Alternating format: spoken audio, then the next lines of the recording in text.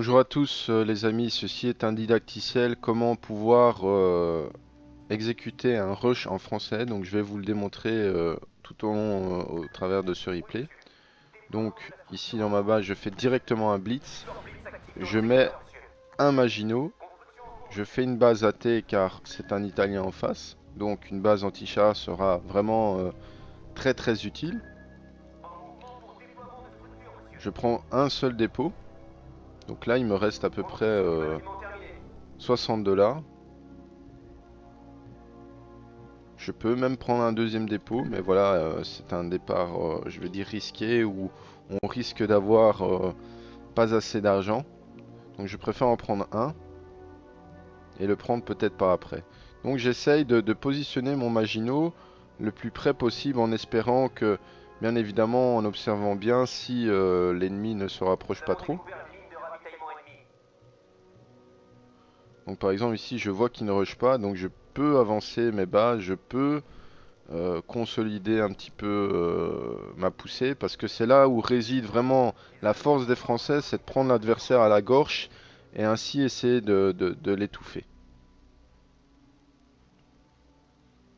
Là je mets également un blitz pour favoriser et essayer que, surtout que les camions ne se fassent pas tuer, que ce soit contre un autre adversaire qui est un chasseur aérien, ça peut aller très vite, donc il faut vraiment être méfiant. Et il se peut même que vous mettiez un camouflage mais qu'il y ait une réco et ça tue le camion. Et croyez-moi, c'est tout votre rush est vraiment dans une sérieuse situation compromettante. Donc ici, je fais directement des AT pour les placer dans les bois et ainsi étouffer mon adversaire. Je fais trois artilleries légères qui sont très efficaces chez les Français. Pourquoi 3 artilleries chères? Parce qu'une salve de 3 artilleries permet de tuer un bâtiment. Et je vais vous donner aussi un indice, c'est pour que des OT soient vraiment efficaces, il faut poster 2 AT 2 par 2 car un seul abîme, je vais dire, ou endommage l'unité adverse mais ne la tue pas. Sauf si c'est bien sûr du tank léger. Donc voilà, ici je commence à prendre le contrôle sur l'adversaire. Voilà, donc mes positions sont un petit peu sécurisées. Sauf ici, je vois qu'il y a peut-être un danger comme de l'artillerie.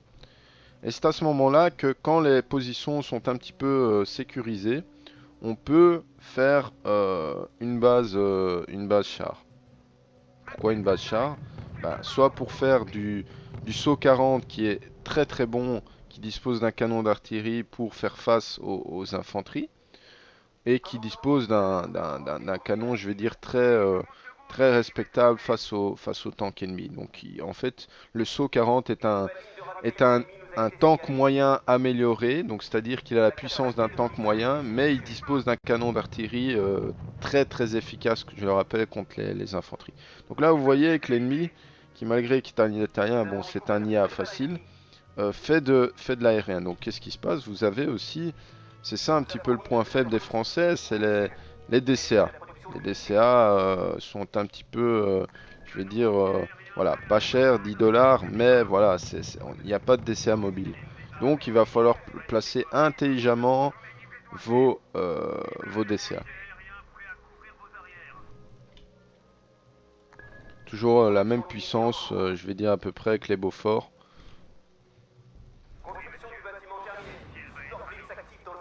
Donc là, vous voyez que c'est vraiment là que réside l'importance et les forces des Français, c'est justement cette artillerie légère qui coûte 10 $, donc c'est ce qui est vraiment rien. Des anti-tanks aussi non blindés à 10 $, mais qui sont très puissants. Donc c'est là que réside la force des Français. Donc à partir de ce moment-là, quand mes bases sont fortifiées, je peux sortir une réco et ainsi voir dans la base ennemie.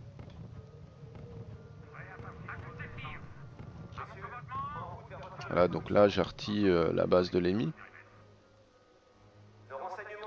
Donc ce que je veux dire par là, c'est que la nation française est la meilleure nation pour, je vais dire, une des meilleures nations pour des parties du style 1v1 ou 2v2. Mais je tiens à préciser vraiment sur des grandes maps. Car sur des longues maps, cette nation souffre vraiment de sa grande lenteur. Les unités sont vraiment beaucoup trop lentes, ce qui implique vraiment que l'adversaire a le temps de pouvoir cerner votre stratégie et ainsi la contrer. Maintenant, ça reste une nation redoutable si on arrive vraiment à la manier intelligemment. Donc là, vous voyez, l'ennemi essaie de mettre la pression.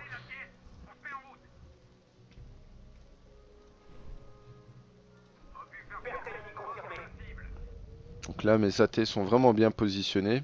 On voit de l'artillerie légère également de l'italien. Il sort effectivement, ça c'est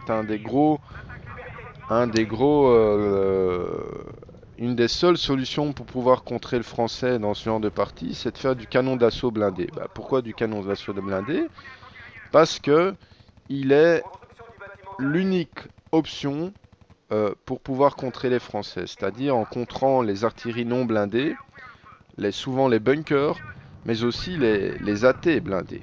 Les AT non blindés, pardon, des Français. Donc, je vais dire que par exemple le Smoke, le Priest, donc des États-Unis, donc le Smoke, donc l'artillerie blindée allemande, ou le Storm Tiger si on va plus loin bien évidemment, sont, je vais dire, un petit peu les seules armes, bien évidemment, avec de l'aérien qui peut aussi faire beaucoup de dégâts, mais ce sont les seules armes vraiment pour contrer efficacement un rush français. Et souvent, qu'est-ce qui se passe? Ben, la parade pour pouvoir, en tant que Français, résister à ces attaques smoke, ben, c'est simplement de faire des AT blindés, donc des AT blindés. Par exemple, ici, vous avez du Lafi. Ben, le Lafi est vraiment une unité dont le blindage est, je vais dire, risible. Vraiment, même des tirs d'artillerie légère percent son blindage. Mais en masse, malgré son prix vraiment relativement bas, 10 $, en masse, il peut faire beaucoup de dégâts sur des tanks, je vais dire, des tanks de moyenne force. Maintenant, si vraiment vous avez des problèmes avec du smoke ou du Priest, je vous suggère soit de faire du Lorraine, tout simplement. Soit du Lorraine, donc c'est un anti-tank blindé. Soit, soit par exemple, vous pouvez aussi faire de l'Arl. Donc de l'Arl qui a une portée, donc le char lourd avancé, qui a une portée vraiment très appréciable et qui peut, je vais dire, repousser ces artilleries. Maintenant, il est bien clair que ces tanks lourds ont évidemment une portée un petit peu moindre que l'artillerie, ce qui est tout à fait logique. Mais bon, ça dissuade quand même si on arrive à poster ces tanks vers l'avant. Donc là, mes unités sont placées. Mon bunker qui a une portée qui, voilà, si vous le voyez bien, qui vraiment attaque jusqu'à l'entrée du pont. Donc il est idéalement placé pour vraiment prendre l'adversaire à la gorge. Donc là, évidemment, je peux tuer l'adversaire depuis longtemps, mais c'est simplement pour vous démontrer vraiment la force des Français.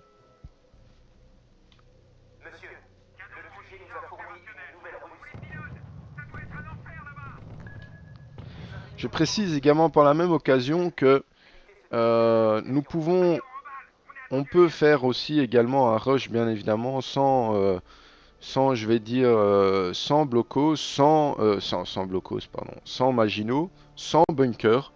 Vous pouvez aussi faire par exemple un bunker, je vais dire la position fortifiée, qui coûte 20 $, qui est évidemment, qui ne dispose pas je vais dire, d'un lance-flamme, contrairement au Maginot, qui est vraiment, qui a la même puissance que le blocos, mais qui a, je vais dire, un canon d'assaut contre les tanks relativement appréciable, qui est suffisant contre un tank moyen. Bien évidemment, contre un tank lourd, ce n'est pas suffisant.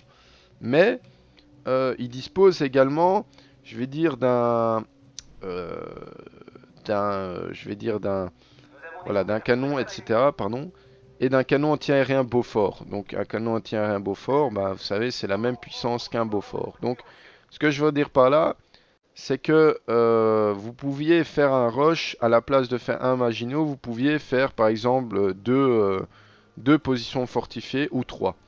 Je vous en conseille d'en mettre 3 quand vous rushez un aérien, car le fait d'en mettre 2 n'est pas suffisant pour tuer un avion. Donc si vous en mettez 3 vraiment de façon symétrique, donc c'est-à-dire comme ça par exemple, euh, là ils vont pouvoir être efficaces et ainsi tuer l'avion concerné.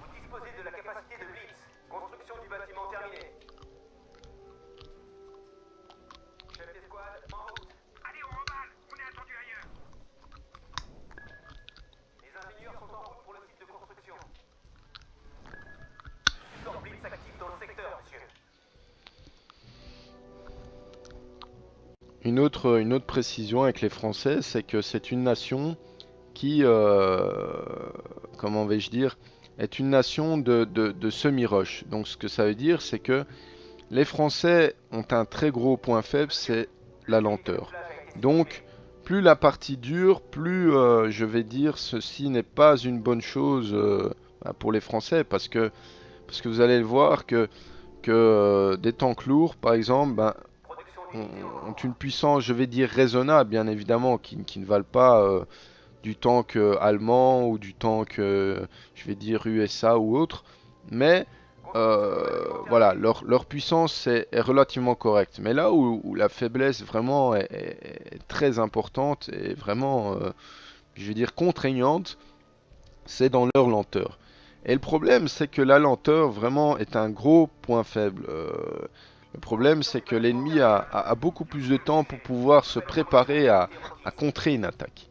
Et vous savez que quand vous faites partie ou vous êtes dans une partie de haut niveau, vous savez très bien que la vitesse est vraiment prépondérante dans une partie de haut niveau. Donc, ce que je veux dire par là, c'est que c'est une nation qui n'a pas, je vais dire, qui n'est pas bonne à long terme.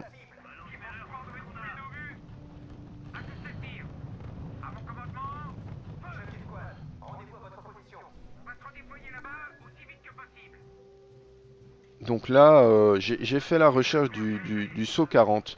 J'avais oublié de vous préciser que le saut 40, je vais dire, est relativement pas cher. Donc si vous faites la recherche saut 40, ça coûte 25 dollars. Qui pour moi, le saut 40 est vraiment une arme redoutable. Et le saut 40 est vraiment efficace, par exemple, contre des nations, par exemple, comme contre les Russes, contre la Guardia, quand ils sont vraiment par unité de 5, je veux dire une colonie de Guardia sont vraiment décimées très rapidement. C'est également très efficace contre je vais dire, des reconnaissances, des anti-tanks non blindés, des DCA. Vraiment, c'est une bonne unité pour pouvoir, je vais dire, faire des dégâts importants avec un coût relativement raisonnable. Donc voilà, vous voyez, j'ai fait la recherche SO 40 et le SO 40 coûte 25. Donc le SO 40 est vraiment redoutable quand vous faites par salve, donc 4 SO 40 ou 5 SO 40, je vais dire, sont vraiment très efficaces.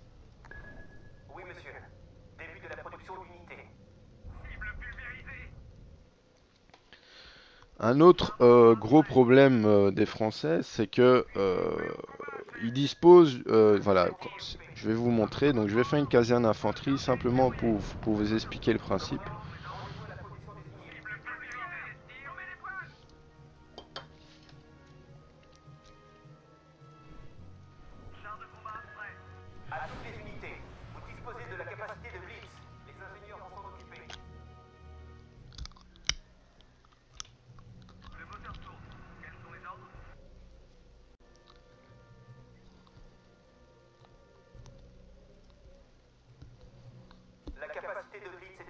Donc si vous faites cette caserne qui coûte quand même 25 dollars, vous avez par exemple des infanteries légères, les FFL, qui sont, je vais dire, d'une relativement, qui sont supérieures à l'infanterie légère des autres nations, qui coûtent 5 dollars.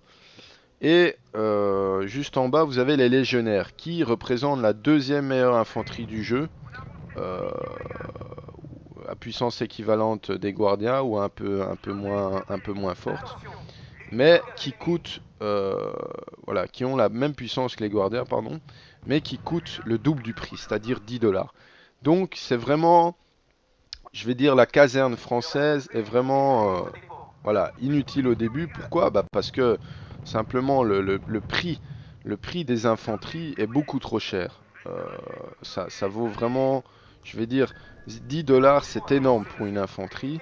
Euh, donc je vais dire vraiment en début de partie ou à moyen terme, les casernes ne sont vraiment pas du tout à conseiller. Donc je vous conseille vraiment de ne pas mettre votre argent dès le départ dans une caserne, cela ne sert à rien et ce sera pas efficace.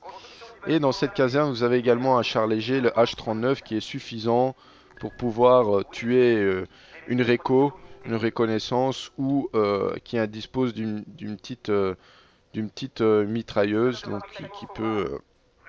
qui peut tuer une infanterie. Donc à côté de tout ça, euh, vous avez, euh, vous avez, c'est une stratégie comme une autre. À côté de ça, vous avez aussi la possibilité en français de surprendre l'ennemi et de commencer, par exemple, de faire une petite attaque, donc de commencer dans un rush français. Vous allez me dire, voilà, l'aviation française est vraiment de mauvaise qualité. Pourquoi commencer en rush aviation française? Bah, premièrement, parce que ça surprend l'ennemi. Tout le monde va s'attendre généralement à un rush, voilà, SAU 40, anti-tank, etc.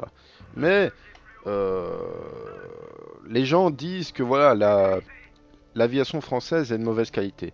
Bah écoutez, je suis pas vraiment d'accord avec cette affirmation. Il est vrai que, effectivement, je vais dire, les chasseurs bombardiers ou les bombardiers ou etc. n'ont pas la même puissance, bien évidemment, que les Anglais ou même l'aviation, je vais dire américaine ou même italienne. Cependant, la grande force justement de cette nation en aviation, c'est simplement, premièrement, qu'il ne faut pas faire de recherche pour pouvoir disposer de bombardiers. Donc par exemple ici vous avez un Amiotte. Un Amiotte évidemment qui a une puissance, je vais dire, relativement suffisante pour pouvoir tuer des bâtiments. Donc quel que soit le bâtiment que vous voulez détruire, il vous faut, par exemple, pour un dépôt, il vous faut 2 amiotes. Pour détruire un dépôt, il vous faut 2 amiotes. Euh,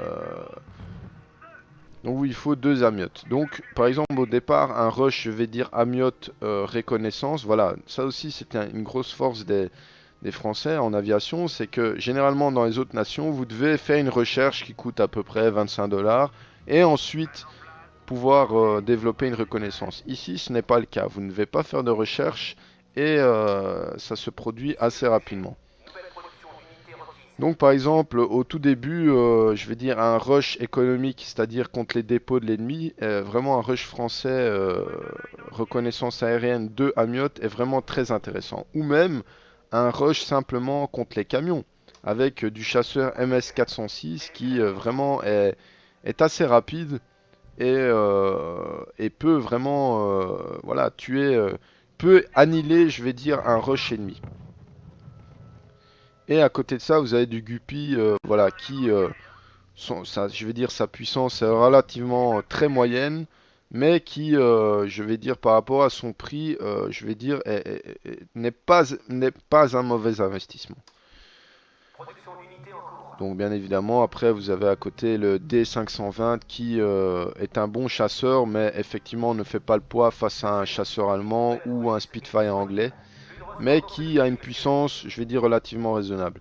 Et à côté de ça, vous avez le Rush Para, mais là le problème c'est qu'il faut effectivement faire la recherche qui coûte 25. Donc un Rush Para en français n'est pas une option. Vous avez aussi dans la base AT, donc par exemple du Lorraine, euh, qui, euh, qui selon moi n'est pas vraiment de bonne qualité. Pourquoi? Parce qu'il ne tire seulement qu'à l'arrêt. Et je trouve que son canon d'assaut n'est, voilà, sa puissance n'est pas des meilleurs. Maintenant, il est clair que c'est pas de la mauvaise qualité, mais ce n'est pas des meilleurs. C'est simplement souvent on fait de la Lorraine. Pourquoi? Pour un petit peu, je vais dire, contrer l'artillerie ennemie.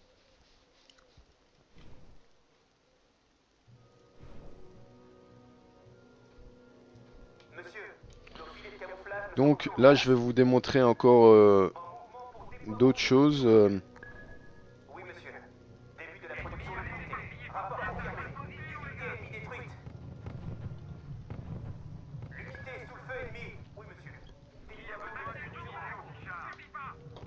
Ensuite, je vais faire une base de prototype pour vous montrer vraiment, je vais dire, la France dans son ensemble.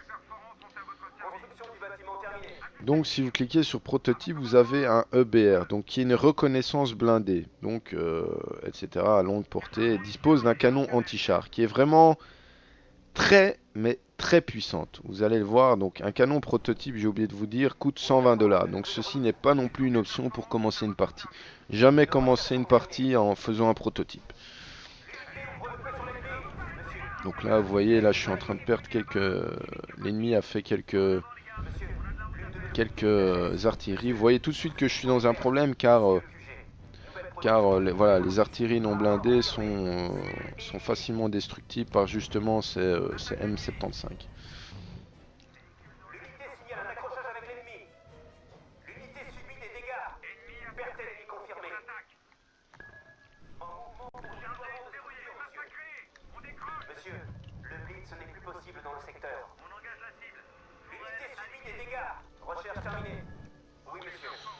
Donc si vous faites la recherche EBR, qui est une reconnaissance Bousin 1D, vous allez voir que sa puissance est vraiment très très impressionnante.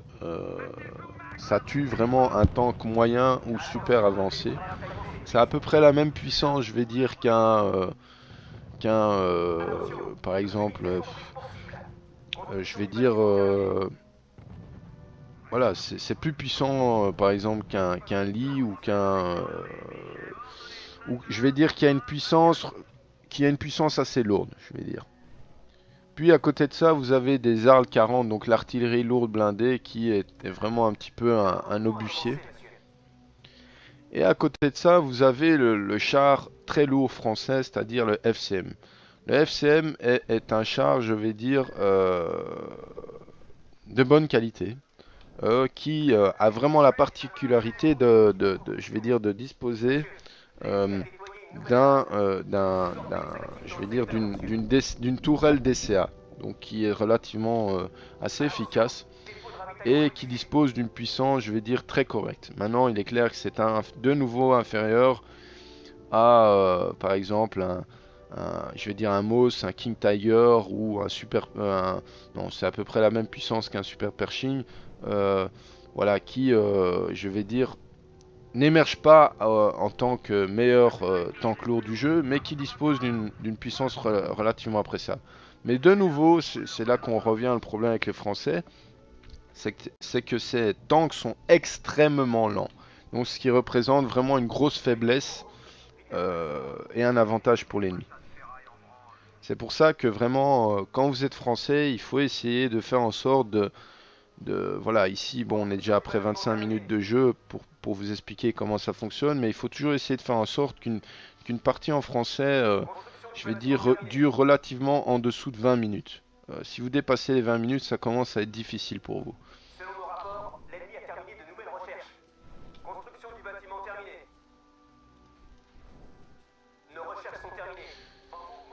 Donc vous allez le voir, je vais créer un FCM pour vous montrer comment. Donc si vous voyez ici aussi par exemple la reconnaissance, elle a une portée immense, donc une reconnaissance immense et un canon d'assaut très appréciable.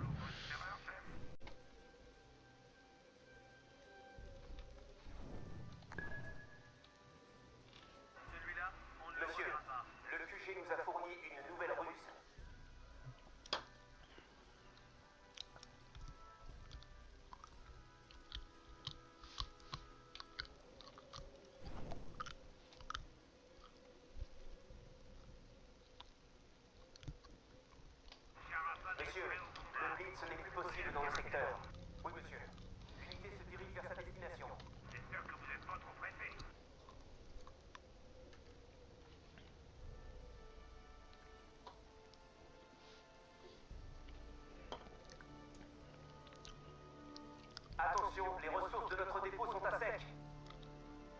Construction du bâtiment terminée. Production d'unités en cours. Plus de ressources dans celui-ci, monsieur. Les ingénieurs vont... Bon, maintenant, vu que j'ai vraiment expliqué, donc vous voyez vraiment que la vitesse du FCM est vraiment très lente, donc ce qui représente vraiment un gros fardeau sur des parties long terme. Maintenant, je vous ai expliqué un petit peu dans son ensemble, donc les forces et faiblesses de cette nation française, un petit peu comment la maîtriser et différentes, je vais dire, stratégies. Maintenant, je vous expliquerai dans d'autres vidéos comment... donc il y a plusieurs stratégies de rush ou de semi-rush et je les démontrerai vraiment chacune une par une. Ici, c'était vraiment pour vous montrer, par exemple, surtout la base des Français et vraiment comprendre un petit peu leur fonctionnement.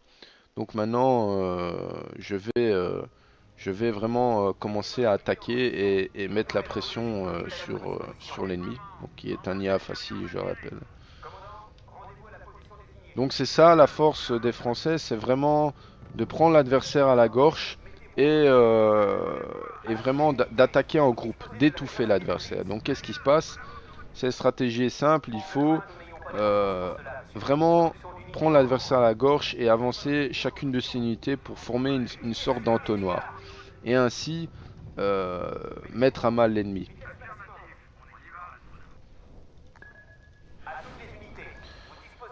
Ici, bon, ça va être relativement facile car c'est une IA facile, mais c'est simplement pour vous démontrer comment agir avec les Français. Donc vous voyez, il faut vraiment prendre l'adversaire à la gorge et utiliser le maximum de ses unités pour augmenter la puissance et je vais dire l'impact. Ah, vous voyez avec les sauts 40, vraiment un canon d'assaut très puissant. Regardez, je vais vous donner un exemple. Avec 5 sauts 40, vous allez pouvoir tuer une base. Je vais tuer la base anti-tank. Voilà, vous voyez, en une salle de 5 sauts 40, un bâtiment est tué. Vous voyez aussi que le saut 40 est vraiment très efficace, regardez bien, contre l'infanterie. Vous allez voir, mais le problème c'est qu'évidemment, plus vous tirez loin avec votre salve d'arty, moins la salve d'arty va être précise. Mais je veux dire que vraiment à distance, je vais dire bien sûr pas trop près, mais à une distance raisonnable, le canon d'artillerie de saut 40 est vraiment très efficace. Le didacticiel à la France vous a appris des choses et va vous permettre de pouvoir gérer plus efficacement les Français. Car c'est une nation, je le répète, une nation des plus puissantes sur des petites maps ou en 1v1, en 1v1, 2v2. Qui selon moi est une des nations les plus puissantes. Maintenant, il est clair que sur des maps beaucoup plus longues, le français a beaucoup plus de mal vu sa lenteur. Je vous remercie pour votre attention et à bientôt.